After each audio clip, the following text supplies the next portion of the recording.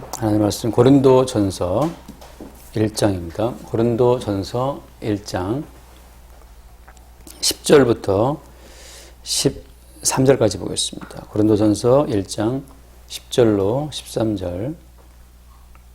자, 1장 10절. 형제들아, 내가 우리 주 예수 그리스도의 이름으로 너희를 권하노니 모두가 같은 말을 하고 너희 가운데 분쟁이 없이 같은 마음과 같은 뜻으로 온전히 합하라. 내 형제들아, 글로의 지편으로 너희에 대한 말이 내게 들리니 곧 너희 가운데 분쟁이 있다는 것이라. 내가 이것을 말하거니와 너희가 각각 이르되 나는 바울에게, 나는 아볼로에게, 나는 게바에게, 나는 그리스도에게 속한 자라 한다는 것이니 그리스도께서 어찌 나뉘었느냐. 바울이 너희를 위하여 십자가에 못 박혔으며 바울의 이름으로 너희가 세례를 받았느냐. 아멘. 까지 보겠습니다. 네, 이제 고린도 교회의 문제점 가운데 하나가 이제 분쟁이 있다라고 하는 것을 말씀하고 있습니다. 분쟁. 이 분쟁이 있다고 하는 여기에 대해서 우리가 십자가의 복음의 관점으로 이 분쟁의 문제를 볼 필요가 있어요. 만약에 우리가 집에서 키우는 아이들이 싸운다고 하면 그 아이들이 싸우는 것 자체가 나쁘다라고 정죄는 할 수 있을까요? 그래서 아이들은 싸우면서 크니까 다투고 싸운다라고 하는 그 자체가 가지고 있는 또 다른 어떤 순기능이 있죠. 좋은 작용들이 있습니다. 아이들이 싸우면서 자기 주장을 펼치는 법을 배우기도 하고 또 싸우고 나서 더욱더 이제 형제지간의 어떤 우위를 깨닫기도 하고 여러 가지 그런 또 잘하는 작용들이 있죠. 자, 우리가 성경에서 말하고 있는 이 모든 문제를 볼 때 10절 말씀처럼 같은 말을 하고 같은 마음, 같은 뜻으로 합하라 그렇게 이제 이야기하는 것으로 끝내버리면 사도의 입을 통해서 주님께서는 싸우지 말고 같은 마음으로 합하라 이렇게 말씀하시고 듣는 사람들은 그렇군요. 알겠습니다. 라고 이제 어떤 분쟁에서 화해하고 잘 이렇게 화목하게 지내는 것으로 종결되면 그런데 무슨 문제가 있습니까? 그렇게만 되면 좋겠는데 일단 그렇게 되기도 어렵고 그렇게 돼버리면 뭐가 빠지게 돼요? 항상 모든 문제는 주님께서 말씀하시고 우리는 듣고 아멘 알겠습니다 순종해버리면 항상 뭐가 빠져버려요? 거기서 빠져내는 것은 예수님의 십자가의 희생의 가치가 빠져버리죠. 하나님은 말씀하시고 우리는 오케이 순종하겠습니다. 그래서 하나님과 인간끼리 잘 지낸다고 치면 거기에 항상 예수 그리스도의 십자가의 가치는 삭제가 되는 현상이 벌어집니다. 근데 언약이라고 하는 하나님의 언약 가운데서 성경을 보게 되면 언약의 중심이라고 하는 것은 새로운 언약인데 그 새 언약의 중심 되신 예수 그리스도가 그게 중심인데 그 예수님이 빠지게 되고 예수님의 십자가의 가치가 누락이 되는 사태가 벌어진다고 하는 것은 그건 이제 말하자면 언약 가운데서 원하는 바가 아니라고 하는 겁니다. 그래서 이런 말씀을 대할 때 항상 문제가 뭐냐 하면 분쟁은 나쁜 것이다. 다투지 말고 잘 지내자. 그게 좋은 거다라고 넘어가 버린다고 하는 거죠. 그런 식으로 만약에 어떤 말씀의 포인트가 가버린다고 하면 성경을 통해서 증거하고자 하시는 예수님과 그의 십자가의 죽으심과 부활에 대한 그 모든 의미가 자꾸 빠져나가게 되는 거죠. 그래서 그런 식의 성경 해석은 공자왈 맹자왈과 동급이라고 하는 겁니다. 하나님께서는 예수님을 만유의 주로 세우고자 하시는 그 과정 가운데 십자가를 두셨고 그 목적을 위해서 쭉 달려가시기 때문에 거기에 있어서 어떤 이런 분쟁도 어때요? 다 하나님이 갖다 쓰시는 하나의 좋은 도구가 됩니다. 우리 인간의 그 죄악이 옳다는 말이 아니고 우리 인간은 분쟁할 수밖에 없는 본성을 지니고 있고 하나님은 그 인간의 죄악된 본성을 가지고서 예수님의 주되심을 드러내는 수단으로 사용하실 뿐이라고 하는 거죠. 마치 우리는 재활용 쓰레기를 갖다 버리지만 그거 재활용에 쓰신 분들이 있는 것처럼 마찬가지입니다. 우리는 우리 인간의 죄악됨을 드러내고 하나님은 그걸 동원해서 예수의 주되심을 드러내시는 일에 쓰시는 거죠. 그래서 오늘 마찬가지로 그런 관점으로 우리가 이 분쟁의 문제를 또 고린도 교회에 나오는 수없이 많은 문제들을 볼 필요가 있다고 하는 겁니다. 오늘 말씀 가운데에서 분열이 있다, 분쟁이 있다라고 하는 것은 분쟁은 왜 발생이 되는 걸까요? 분쟁은 왜 있는 겁니까?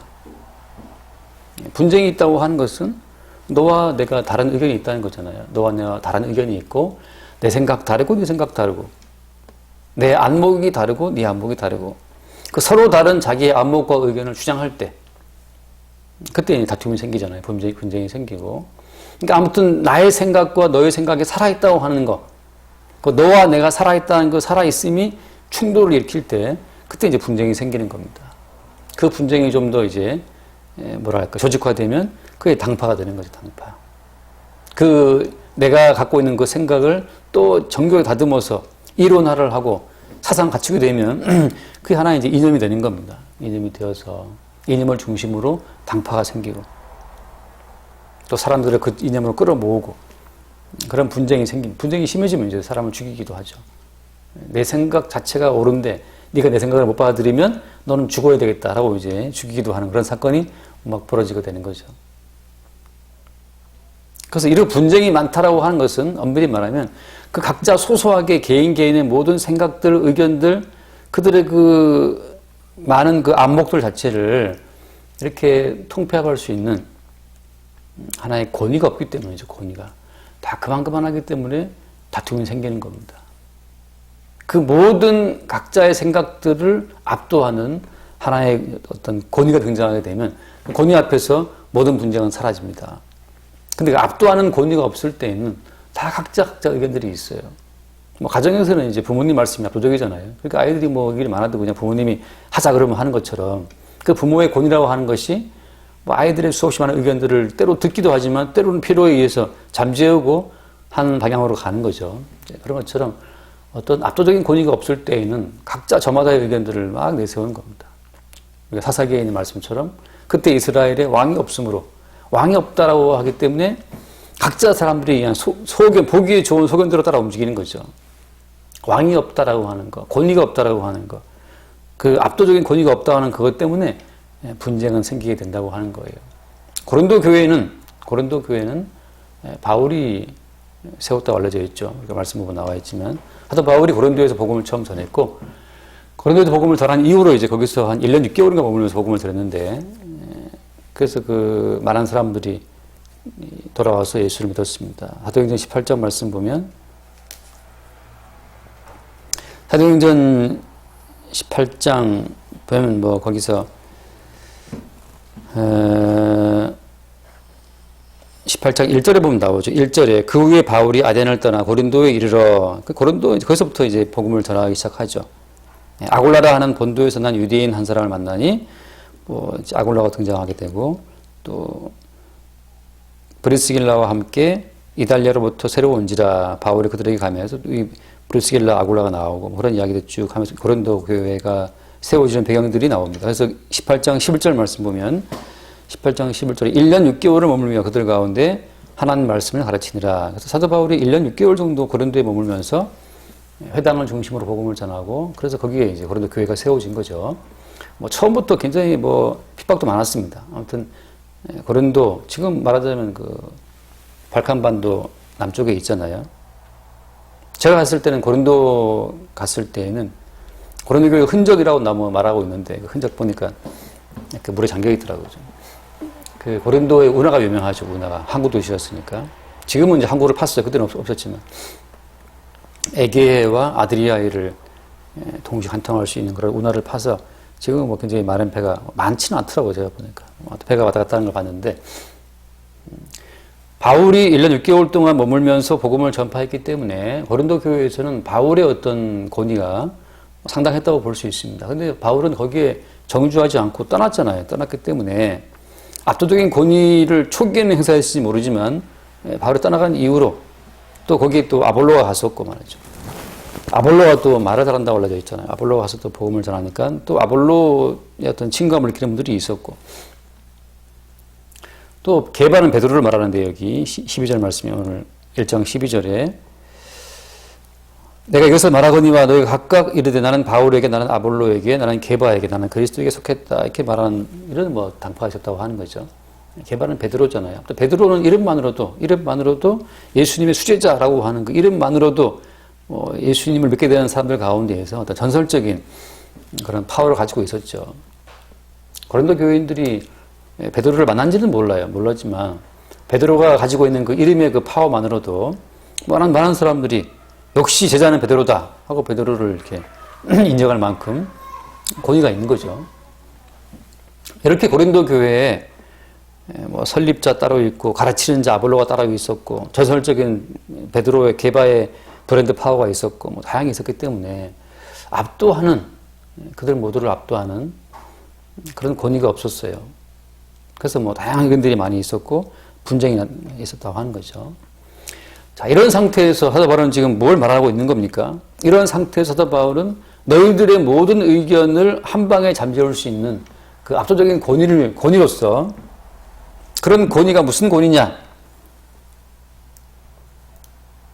사실 모든 인간들을 압도하는 권위는 뭡니까? 모든 인간들의 잡다한 의견들을 한 방에 잠재울 수 있는 권위라고 하는 것은 사실은 죽음이에요. 죽음이 가장 큰 권위입니다. 아무리 많은 사람도 죽어버리면 말을 못하죠. 어떠한 주장도 죽음이 왔을 때는 잠잠해집니다. 그래서 모든 인간들을 잠잠케 하는 압도적인 권위는 죽음이에요. 모든 사람들이 죽음을 두려워하고 죽음에 매여 있죠. 그래서 살아있는 인간들의 모든 생각들, 살아있다, 살아있네, 살아있는 모든 인간들의 그 안목들, 의견들, 생각들, 주장들, 그 모든 걸 잠재울 수 있는 압도하는 권위는 죽음이에요. 근데 바울은 그 죽음을 가지고 고린도 교회의 모든 분쟁들에 대해서 말하고 있는 겁니다. 누구의 죽음입니까? 13절 말씀에 보면 1장 13절에 그리스도께서 어찌 아니었느냐? 바울이 너희를 위하여 십자가에 못 박혔느냐? 이렇게 말씀하시죠. 그리스도가 아니었느냐? 바울이 너희를 위하여 십자가에 못 박혔느냐라고 말씀하시는 과정을 통해서 사도 바울은 예수 그리스도의 십자가의 죽음으로 고린도 교회의 모든 교인들의 그 분분한 의견들을 잠재우는 겁니다. 너희들은 모두 죽었다는 거죠. 예수님이 죽었다라고 하는 것은 뭘 말하는 겁니까? 예수님이 십자가에 죽으셨다가 살아났다고 하는 것은 뭘 말하는 거예요? 예수님의 십자가의 죽으심은 하나님 앞에 너희들이 사실은 다 죽은 자라고 하는 그 진실을 선언해 주고 있는 겁니다. 죽고 나서 사흘 만에 살아나신 그 예수님의 그 부활의 세계만 진정한 생명의 세계, 진정하게 살아있는 세계이고 그 예수님의 부활의 세계에서 봤을 때 인간들의 세계는 다 죽어있는 세계라고 하는 거죠. 죽음의 세계. 인간들을 압도하는 그 죽음의 실체를 보게 되는 사람들은 예수와 함께 죽고 예수와 함께 부활의 세계에 속한 사람의 안목에서만 이 인간들의 모든 살아있다고 생각하는 세계가 사실은 죽은 세계라는 진실을 볼 수 있습니다. 어디에서요? 예수와 함께 죽고 예수와 함께 살아난 부활의 세계에서 봤을 때에만 지금 살아있다고 주장하는 인간들의 그 살아있음의 세계가 실상은 죽은 자들의 세계라는 것을 볼 수 있다는 거죠. 말은 길지만. 우리가 영화를 볼 때 좀비들을 보잖아요. 그 좀비는 살았습니까? 죽었습니까?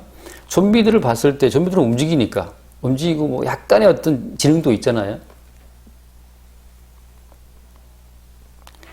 좀비를 일컬어 말하기를 정신만 죽은 자라 하죠. 정신만 죽은 자들이다. 몸은 살아있어요. 그래서 뭘 먹어야 되죠. 먹어야 하는 본능에 계속 쫓기죠. 정신만 죽은 자들, 몸은 살아있다. 예수 그리스도의 부활의 세계에서 봤을 때 인간이라고 하는 것은 그 영혼이 죽은 자들이에요. 영혼이 죽은 자들. 영이 죽었다는 말은 무슨 말인가 하면 하나님의 음성을 못 듣는다고 하는 거죠.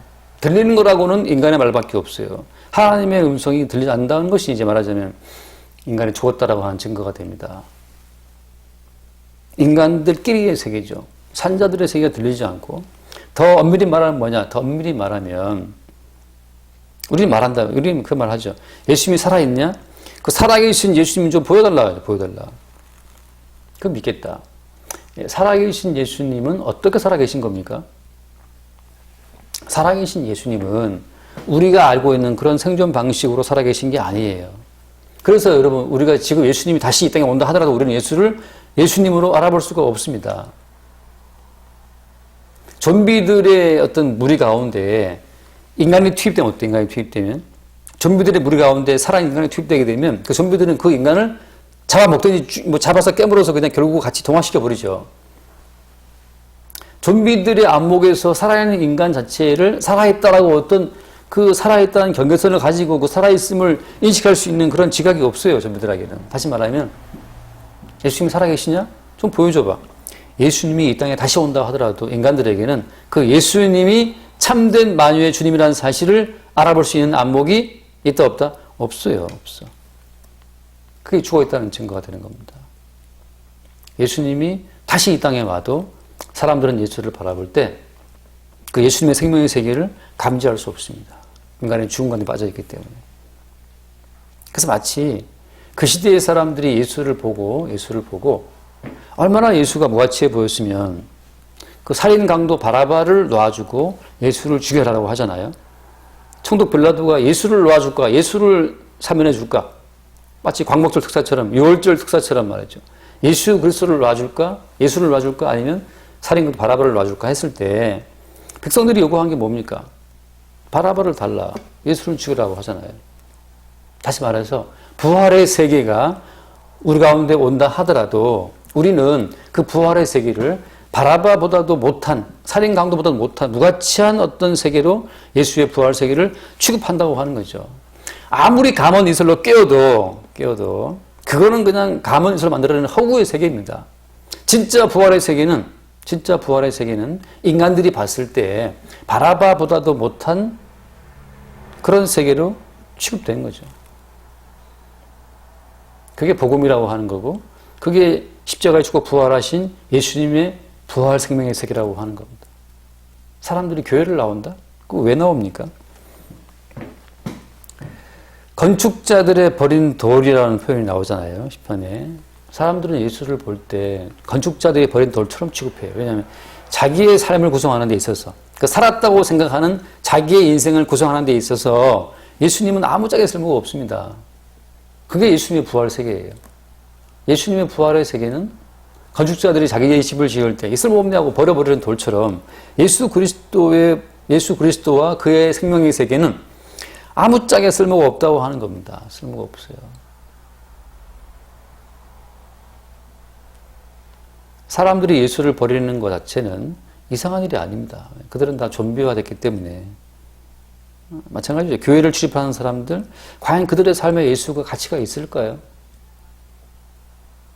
다급했을 때, 돈이 없을 때, 아플 때, 그때 달려와서 그냥 매달리는 건 그건 어디나 매달립니다. 절에 가도 매달리죠.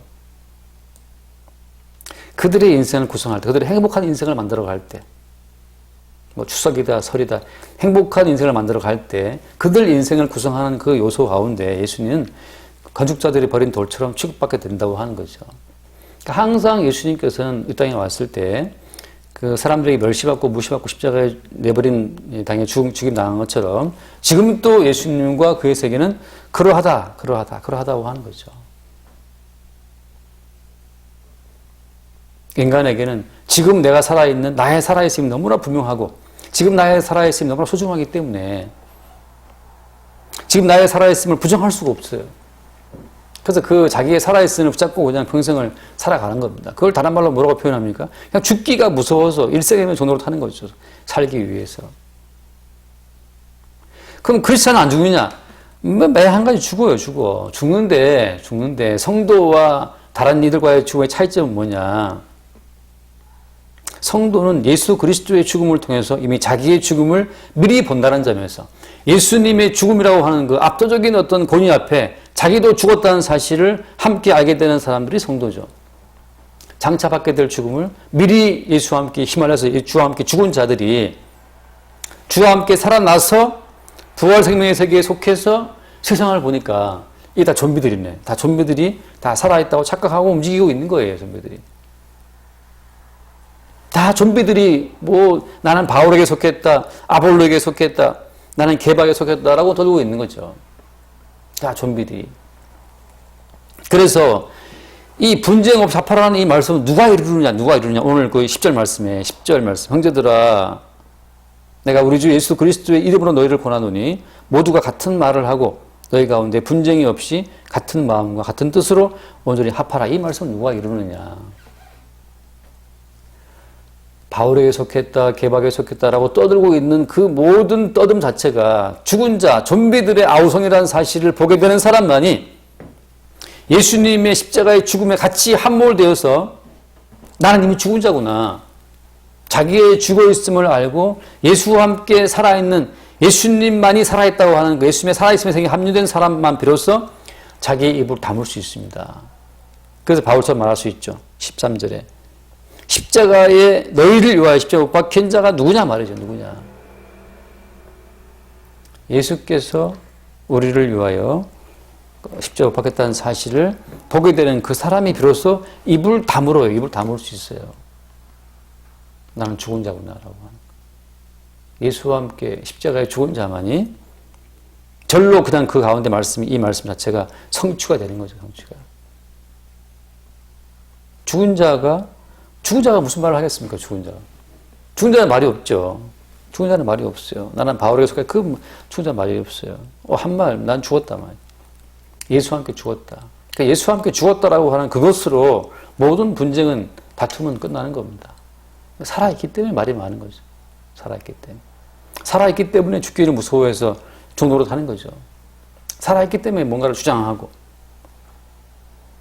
자기의 살아있음을 상대방을 찐 누르는 걸 통해서 확인하고 싶고. 그래서 이 분쟁이 있다. 그래서 분쟁이 있다는 것은 그들의 모든 생각들이 살아있다는 건데 그들의 모든 생각을 한 방에 잠재우는 그 압도하는 권위라고 하는 것은 죽음의 권위인데 그 죽음이라고 하는 것 자체가 제가 쉽게 이야기했잖아요. 십자가에 죽으신 예수 그리스도의 그 죽음이 내게 닥쳐오는 것이 그 예수님의 십자가에 함께 못 박혀 죽는 그 죽음에 들어간 자만이 비로소 분쟁할 거리도 없는 죽은 자의 심목 속에 들어가서 모든 걸 이루시는 그 주님의 이루심만을 지켜보고 찬송할 뿐이겠죠. 쉽게 말한 어떤 예수의 십자가의 죽으심인데 그 십자가의 죽으심이라고 하는 것이 이게 반복적으로 교회 가운데 등장한다고 하는 거죠. 예를 들어서 사도행전 말씀 보면 사도행전 5장이죠. 5장 1절의 말씀 보면 아나니아라 하는 사람이 그의 아내 삽비라와 더불어 소유를 팔아라고 되어 있어요. 그 값에서 얼마를 감추매 그 아내도 알더라. 얼마만 가져다가 사도들의 발 앞에 두니 소유를 팔아서 바쳤잖아요. 바칠 때 왜 바치냐 하면 그 앞에 있는 말씀 보면 나오지만 다 사람들이 팔아서 바치니까 다 헌금하는데 나만 안 하면 그것도 참 그렇잖아요. 자기의 어떤 존재감을 드러내기 위해서 사람들은 행동을 한단 말이죠. 내 존재감 자체가 드러나지 않는 일에 사람들이 절대 돈을 쓰지 않아요. 내 존재감을 확인하는 과정을 통해서만 우리는 돈을 쓰죠. 이 사람들도 마찬가지죠. 교회 내에서 이 부부의 어떤 존재감 자체를 좀 드러내고 싶었던 겁니다. 다들 소유를 팔아 헌금하고 있으니까 우리도 좀 해야겠다. 이 흐름 가운데에서. 그래서 헌금을 한 겁니다. 다 하긴 아깝죠. 그래서 좀 감춰두고 했어요.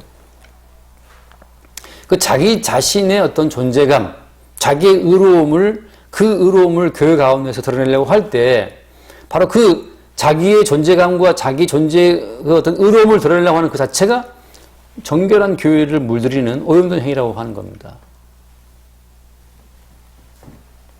그래서 그 3절 말씀에 베드로가 이르되 아나니아야 어찌하여 사탄이 네 마음에 가득하여라고 하잖아요. 내 존재 가치를 챙긴다. 이것은 사탄이 가득한 겁니다. 제가 늘 드리는 말씀처럼 사탄의 얼굴은 뭐라고 했어요? 귀신의 얼굴은 뭡니까? 귀신의 얼굴은 내 존재감이에요. 나 자아의 모습이 곧 귀신의 모습입니다. 반대로 내 자아를 자랑스럽게, 그것도 귀신의 얼굴이지만 내 자아를 괜히 정죄해가지고 나는 못난 놈이야, 나는 바보 같은 놈이야, 나 같은 놈은 죽어야 돼, 이러고 정죄하는 것도 마찬가지로 귀신의 얼굴이에요. 왜 네가 너의 존재 가치를 따지냐 말이죠. 너를 창조하신 분에 의해서만 어때요? 우리를 지으신 분에 의해서만 우리의 존재 값어치는 매겨지는 거지. 나 스스로의 행위에 의해서 너의 존재 가치를 판단하라? 그건 마귀의 소리입니다. 우쭐대는 것도 그 마귀의 소리가 그 소에 꽉 차 있는 거고, 괜히 깔아앉아가지고 뭐 나 같은 놈은 죽어야 돼, 이런 것도 마찬가지예요. 왜 네가 네 존재 가치를 따지고 앉아 있어? 너를 지으신 분이 지금 인도하고 있는데. 그 자기의 살아있음의 근거에서 너의 살아있음을 네가 지켜야 되고, 너의 살아있음의 근거를 두고 너의 존재 가치는 네가 스스로 매겨 나가는 거다.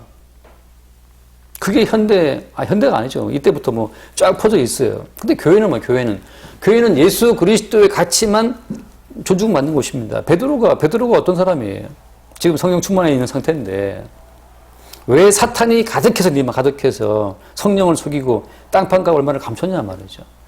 지금 돈 때문에 이러는 게 아닌 거 아시죠? 땅판값 아까워서 지금 베드로가 이런 거 아니에요.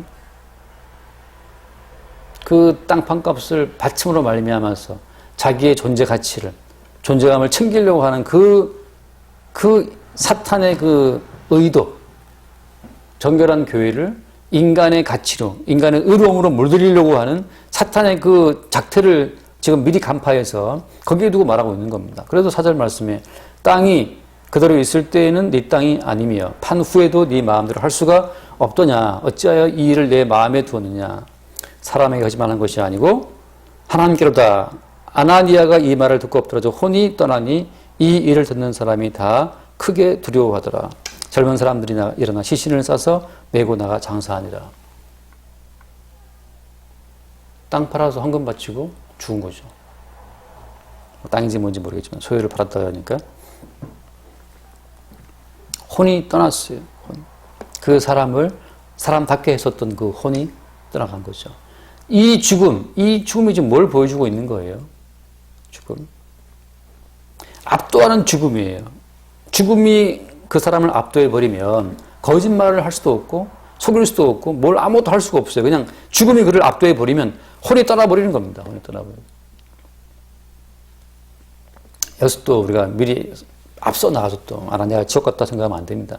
교회 가운데 주님께서 지금 분쟁을 도구로 사용해서 예수의 복음을 증거하시듯 아나니아의 죽음도 지금까지도 지금 써먹고 있잖아요. 우리가 아나니아와의 삽비라의 죽음도 역시 마찬가지로 주님의 복음을 증거하는 도구와 수단으로 주님이 사용하시고 있는 거예요. 그만큼 주님의 교회 가운데 벌어지는 모든 일들에 대해서 주께서 확고한 권위, 무슨 권위? 죽음이라고 하는 확고한 권위로 통치한다고 하는 거죠. 지금 우리는 성경 가운데에서 이 성경의 이 어떤 이 노란 일들을 보면서 우리는 뭘 생각하는 겁니까? 성령 안에서 우리를 압도하는 죽음의 어떤 위력을 우리가 예수의 십자가의 죽음을 통해서 우리가 맛보게 되는, 경험하게 되는 그런 순간들이 우리에게 있다고 하는 겁니다. 압도하는 죽음이 예수의 십자가와 함께 우리를 죽이러 오시는 그 죽음의 권위에 우리가 합류될 때, 그때 우리는 우리가 이미 죽은 자구나. 이미 우리가 죽은 자라는 사실을 보게 될 그때였대요. 모든 의견들 자체가 우르르 떨어지고 내 가치를 챙기는 모든 가치들이 우르르 떨어지고 나는 사나 죽으나 어때요? 사나 죽으나 주의 것이구나. 주의 것이구나. 아나니아가 어때요? 죽었지만 어떻습니까? 아나니아는 죽었지만 주께서 그의 죽음을 활용하시는 거예요.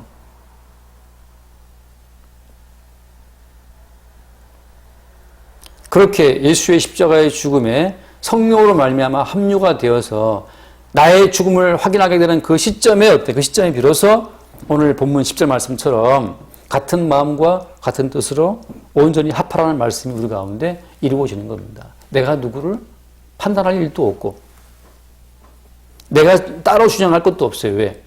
예수님께서 우리를 대신하여 십자가에 죽었다라고 하는 그것 외에 달리 주장할 것이 없다니까요. 예수님이 나를 위해 너희를 위해, 우리를 위해 십자가에 못 박혔다라고 하는 그거 외에 달리 주장할 내용이 없다고 하는 거죠. 그때 모든 분쟁은 끝납니다. 자, 이런 어떤 상황과 이런 화평의 결과를 우리 성도들의 힘으로 만들어낼 수 있는 게 아닌 걸 제가 자꾸 말씀드립니다. 교회는 결과물이에요. 성도의 삶도 결과물입니다. 성도 아닌 사람들은 생각할 때 자기의 노력과 자기의 땀, 피땀, 눈물 하는 노래처럼 피땀, 눈물로서 만들어진 인생의 결과물로 자기 인생을 보는 자들이 이방인들이고 불신자들이지만 성도는 지금 여기까지 온 것도 어때요? 주님의 피땀과 주님의 눈물로 결과라는 사실을 알게 되는 자들이 성도죠.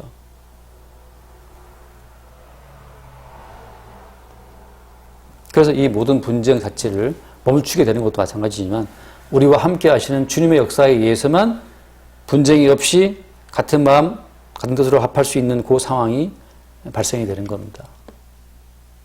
끝으로 주께서 우리와 함께 하신다라고 하는 그 의미는 어떤 거예요? 주께서 우리와 함께 하신다는 그 의미는 우리의 살아있음을 격려하고 도와주고 힘내라 무슨 치어리더처럼 우리를 따라다니면서 말이죠. 인생의 마라톤을 뛰고 있는 우리를 격려해 주는 식으로 주의 동행하심이 주어지는 것이 아니에요. 주의 동행하심을 하는 것은 계속해서 죽음에 압도하는 권위를 가지고 우리에게 닥쳐오는 것이 그게 동행하시는 주님의 일이십니다. 우리의 죽어있음을, 우리의 죽음을 계속 선언해주고 알려주는, 살았다라는 착각 속에 빠져있을 때는 살기 위해 몸부림치지만 동행하시는 주님에 의해서 너희 이미 죽은 자라고 말할 때에는 그냥 삶 자체가 주님께서 일하신 결과물로 수용할 수가 있는 거죠. 내가 A를 택하든 B를 택하든 상관이 없는 것이, 인생이라고 하는 것은 대신하여 십자가 못 박히신 예수 그리스도에 의해서 형성된 결과물이 나라는 사실을 보게 되면 우리는 어디에 가 있으나 나는 십자가에 죽으신 예수님의 노력의 결과물입니다 라고 십자가에 죽으신 예수님만 말할 수 있겠죠. 거기 바울에게 속했다, 그런 말을 할 아무 이유가 없어요. 사람의 종 가당치도 않죠. 그래서 부모의 은혜 가당치도 않은 겁니다. 부모의 은혜가 아니고 십자가에 죽으신 예수 그리스도의 은총으로 존재하는 거죠.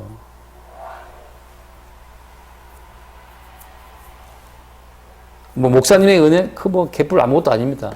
십자가에 죽으신 예수 그리스도의 은총으로 말미암아 내가 여기 존재하고 있다는 것을 알 때 그들이 비로소 나는 목사에게 속했다, 나는 부모에게 속했다, 나는 무슨 부흥사에게 속했네, 그 쓸데없는 소리들을 다 잠재우는 죽음의 권위. 바울이 너희를 왜 못 박혔느냐? 목사가 너희를 왜 못 박혔느냐? 부모가 너희를 못 박혔느냐? 아니에요. 바울이든 게바든 목사든 부흥사든 그 누구도 아니고 우리를 왜 못 박히신 분은 주님밖에 없죠. 그 예수 그리스도, 그분의 이름으로 우리는 살고 있는 겁니다. 그럴 때 우리 현재의 나라는 존재의 결정체가 십자가에 죽으신 예수 그리스도의 그 피땀의 결정체라는 사실을 보게 될 때 그때 그들은 오직 무엇만 드러내는 증인이 되는 겁니까? 십자가에 죽으신 예수 그리스도의 증인으로만 기능하는 거죠. 그럴 때 그래서 모든 교회의 목소리가 십자가에 죽으신 예수 그리스도의 그 가치, 희생 가치, 의로움만 고백하는 예수님의 몸이 되는 거죠. 그 순간에. 싸우지 말아라, 잘 지내라, 그런다고 될 것 같았으면 벌써 이 땅에 천국이 됐죠. 오직 인간은 죽어야 되는 겁니다. 인간을 죽이는, 십자가에서 예수와 함께 못 박히는, 그 십자가에서 예수와 함께 죽는 그 죽음에 그 압도하는 어떤 권위 앞에 우리가 항상 휩쓸려서 나의 살아있음의 뿌리가, 지금 내 존재하는 뿌리가 내게 있는 것이 아니고 십자가에 죽으신 사람 안에 살아나신 예수께 있다는 것을 보게 될 때 그때 우리의 모든 삶 가운데 새로운 평화가 또 화평이 주어지는 겁니다. 기도합시다.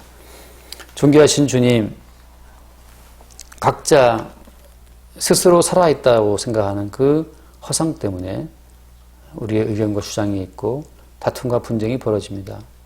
이미 우리가 예수와 함께 십자가에 죽은 자임을 알게 하시고 지금껏 내가 살아있는 것도 소유 얼마를 감추어 두어서 그 돈으로 나를 살리는 것이 아니라 내가 지금 살아있는 것은 십자가에 죽고 다시 살아나신 예수의 희생 때문에 살아있음을 매 순간 새롭게 보게 하시고 어디에 있으나 또 어떤 상황에 있으나 십자가에 죽고 부활하신 예수의 은총만을 나타내고 자랑하는 주의 노력의 결실이 될 수 있도록 우리를 인도하여 주옵소서. 우리 주 예수 이름을 기도드립니다. 아멘. 자, 찬송합니다.